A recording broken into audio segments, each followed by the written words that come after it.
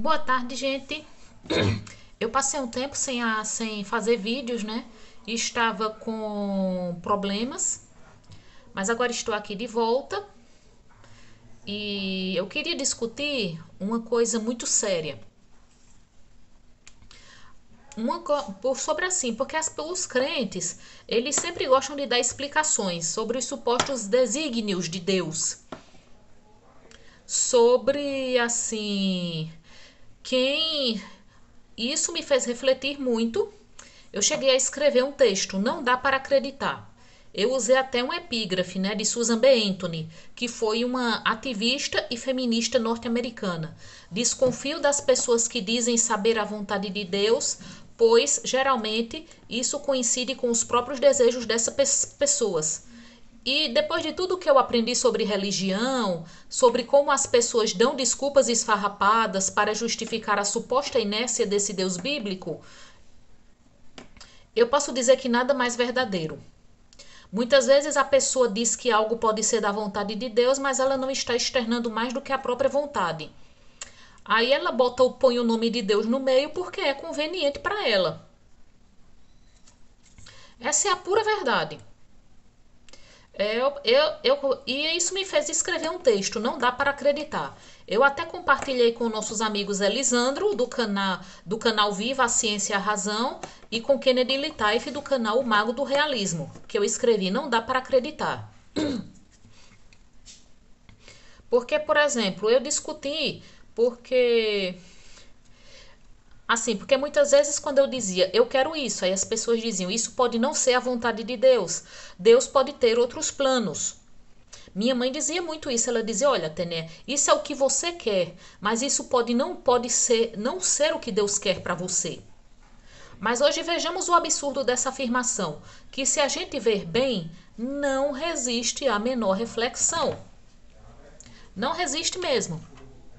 Porque vejamos bem, por que que Deus vai influir na vontade de uma pessoa dela ir embora de casa, dela casar, dela ter filhos, hein?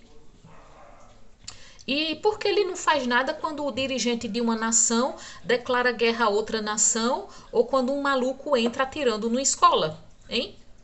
Porque era o que minha mãe dizia muito. Ateneia, você quer ir embora de casa, mas isso pode não ser o que Deus quer para você. Mas hoje eu penso assim, por que que Deus iria interferir para que eu não saísse de casa, mas ele não interfere? Quando um maluco entra atirando numa escola, que a gente soube desse caso de Cambé, não é? Lá no Paraná. Por que que Deus não interfere? Que houve também o caso que eu já falei em um vídeo meu, que uma pessoa tentou me assaltar uma vez. Mas, e mãe disse, Deus te deu um livramento. Aí vamos nos perguntar por que Deus não deu livramento a Isabela Nardoni, a Lucas Terra, Bernardo Boldrini, Henri Borel, né, ao menino João Hélio, né, que a família dele a família dele foi assaltada e o menino morreu arrastado por um carro. Por que Deus não dá o livramento a tantas crianças que estão sendo neste momento molestadas e até mortas, muitas vezes por seus próprios genitores? E também não dá para acreditar porque essas pessoas falam como se soubessem de tudo, como se Deus lhes mandasse mensagem por celular. E como essas pessoas podem saber? Não dá para a gente levar o que essas pessoas dizem a sério. Como quando, por exemplo, quando eu me interessava por alguém, aí minha mãe não aprovava esse alguém, aí tanto ela quanto pessoas próximas, quanto as pessoas da família dela diziam: olha, Tene, essa pessoa não é para você. Ore que Deus vai mandar a pessoa certa para você. Eu até cheguei a dizer à minha mãe: mãe, Deus não, eu vou ficar em casa só orando, e eu só vou ficar em casa orando, fechada em casa como Rapunzel na torre. Deus não vai mandar o homem certo cair de paraquedas. E ela dizia também, olha, Tânia, pode ser que Deus queira você solteira para que você não sofra com um marido ruim. O que eu tenho de tão especial assim? Considerando o tanto de mulheres que têm péssimos casamentos, que são casadas com homens que as maltratam, que traem, que não põem nada dentro de casa para ajudar no sustento da família, hein? O que dizer de mulheres que apanham dos maridos? Por que Deus não as poupou e poupou a mim? Outra coisa também é que eu também discuti, porque eu falando assim sobre os meus problemas, aí as pessoas diziam: olhe, isso é Deus lhe testando. Olhe, Deus testa mais os que ele ama mais. Vamos nos analisar o que entendemos de amor. Quando uma pessoa ama outra, ela não vai tornar a vida dessa outra pior, mais difícil ou mais difícil. Ou então não vai ficar vendo essa pessoa sofrer e ficar sem fazer nada, podendo fazer alguma coisa para melhorar a vida dessa pessoa. Aí, Deus testa mais os que ele ama mais? Imaginemos um pai ou uma mãe que eles têm preferência por um filho ou uma filha. Eles vão tornar a vida desse filho ou dessa filha mais difícil?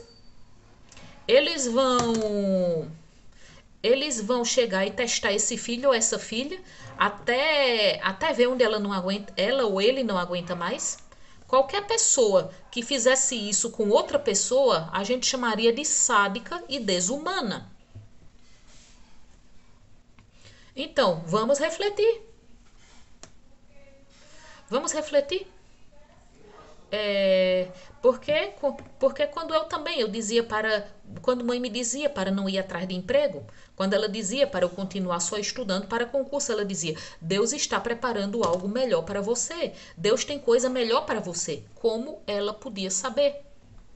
Se eu não sei, ela não sabia nada. E um monte de gente que fala como se tivesse o dom da revelação também não sabe nada. Isso com certeza não prova que Deus não existe, mas prova que a gente não pode levar o que essas pessoas dizem a sério. Como eu entendo hoje, no caso de que mãe e tantos outros diziam: olha, Atenea, vá orar que Deus vai lhe mandar o homem certo.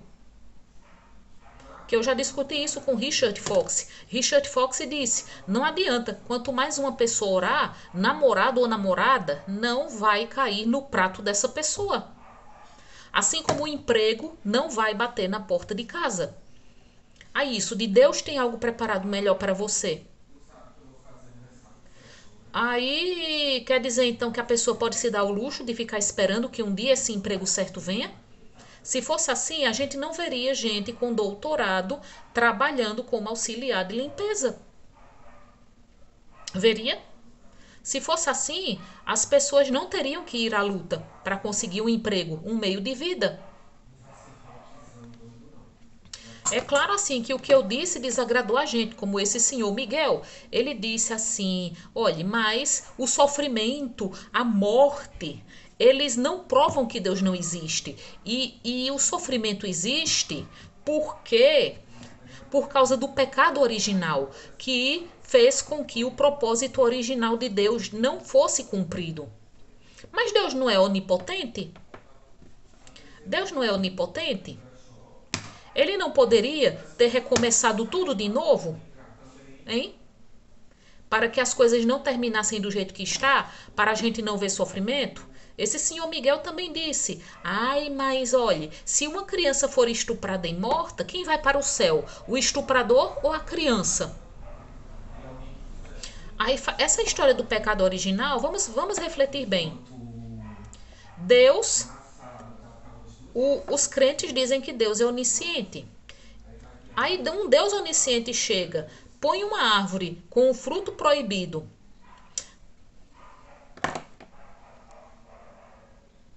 Ele põe uma árvore com um fruto proibido no meio do jardim do Éden, sabendo que Adão e Eva